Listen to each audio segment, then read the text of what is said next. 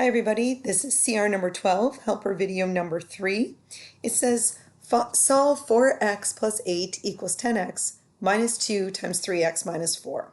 First thing we have to do is get rid of the parentheses. It's always our first step. So the left side here, I don't have any parentheses at all. Sorry about that. So I'm just going to go ahead and bring that down. So I have 4x plus 8. I'm going to bring down my equal sign. Then I notice that if I circle the number outside the parentheses, it's a negative 2, not just a 2. So a negative times a positive is a negative, and 2 times 3x is 6x. Then I multiply it by the second term. A negative times a negative is a positive, so I'm going to write down a positive. And then 2 times 4 is 8. Now the 10x wasn't a part of the parentheses, so I'm just bringing that down. There we go.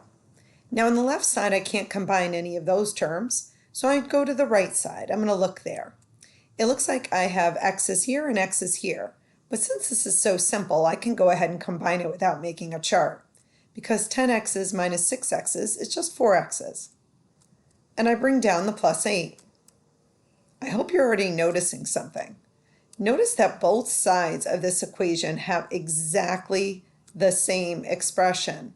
This side, the expression is 4x plus 8, and this side, the expression is 4x plus 8.